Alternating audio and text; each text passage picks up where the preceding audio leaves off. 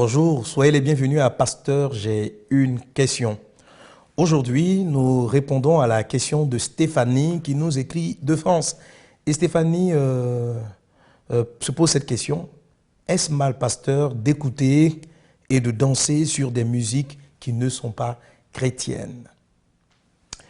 C'est une question aussi récurrente que nous rencontrons souvent pour les nouveaux convertis et même quelquefois même pour des anciens. On voudrait savoir, mais est-ce que c'est sain, est-ce que c'est bien de danser une musique, d'écouter une musique qui n'est pas chrétienne?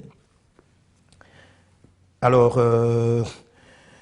pour répondre à cette question, j'aimerais t'inviter, Stéphanie, et tous ceux qui se posent la même question, à lire les textes suivants. 1 Corinthiens chapitre 10, verset 23, dit ceci: tout est permis, mais tout n'est pas utile. Tout est permis, mais tout n'édifie pas. Tout est permis, mais tout n'est pas utile. Tout est permis, mais tout n'édifie pas. Il ne s'agit pas de répondre à la question de savoir, Stéphanie, si c'est bien ou mal. La question de savoir, c'est qu'est-ce que cela t'apporte concrètement? Qu'est-ce que cela t'apporte? Est-ce que cette chose-là, est-ce que ça te rapproche du Seigneur ou ça t'éloigne du Seigneur? Est-ce que ça t'amène à connaître Christ, à t'approcher davantage du Seigneur? Dans la vie, il ne s'agit pas seulement de savoir qu'est-ce qui est bien à faire ou qu'est-ce qui est mal à faire. C'est la première des choses que tu dois te poser. Une seconde chose à faire qui a été en réflexe, c'est de savoir qu'est-ce que Jésus ferait à ma place. Qu'est-ce que Jésus ferait à ma place? Notre but, c'est de ressembler au Seigneur. Donc, chaque fois que je vais me retrouver dans un endroit ou dans une situation où les gens m'invitent dans un endroit, je me pose souvent la question, mais qu'est-ce que Jésus allait faire s'il était à ma place? Et je me suis rendu compte dans mon esprit que si un jour je voyais Jésus écouter et danser une musique peut-être du monde, ça m'aurait choqué. Je me dis que peut-être ce n'est pas péché en tant que tel, mais est-ce qu'il peut le faire? Est-ce que Christ l'aurait fait? Et dans mon cœur, j'ai eu cette réponse, non. Et j'ai décidé personnellement, parce que je veux aimer Jésus, parce que je veux m'approcher de Jésus, parce que je veux faire la volonté de Jésus, de suivre son exemple. Jésus pouvait dire, je ne fais rien de moi-même, mais tout ce que le Père me demande, tout ce que le Père fait, je le fais aussi. En Jean chapitre 5, verset 19. En Jean 8, 29, Jésus dit aussi, celui qui m'a envoyé avec moi, il ne m'a pas laissé seul, parce que je fais toujours ce qui lui est agréable. Une autre question à se poser, est-ce que ce que je fais plaît à Dieu? Est-ce que cela est agréable à Dieu? Est-ce que Dieu trouve du plaisir dans ce que je fais, dans ce que je suis en train de faire?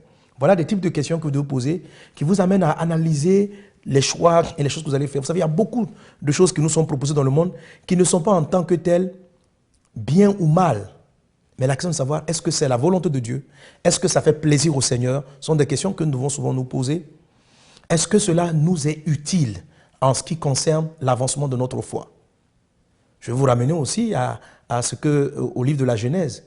Le fruit que Dieu avait interdit à Adam et Ève était le fruit de la connaissance du bien et du mal. C'est-à-dire que dans le fruit interdit, il y avait la question de savoir, on fait le mal ou on fait le bien? Qu'est-ce qui est bien, qu'est-ce qui est mal?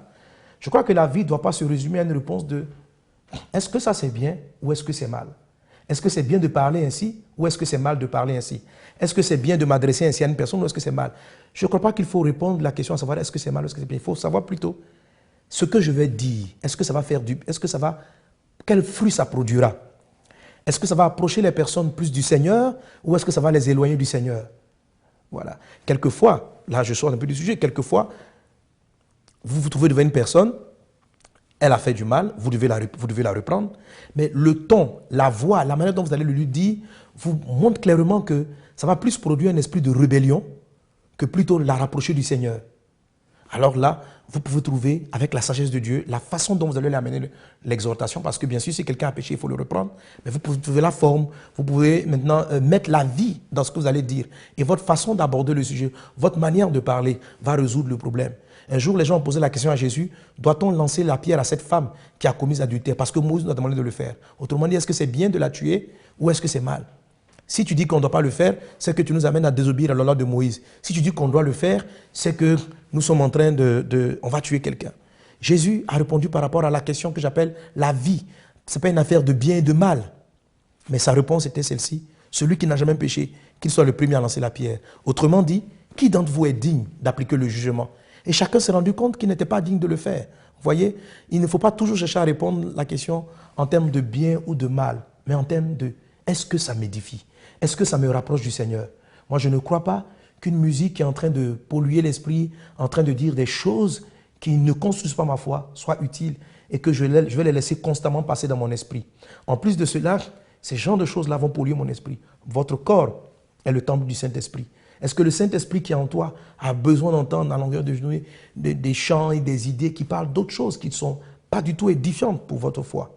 Voilà. Donc en termes général, je ne vais pas donner la réponse de c'est bien, c'est mal, mais te donner, d'analyser chaque fois, est-ce que cela m'approche du Seigneur?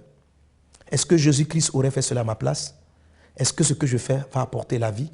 Est-ce que c'est agréable à Dieu? Est-ce que c'est agréable à Dieu? Est-ce que ça fait plaisir à Dieu?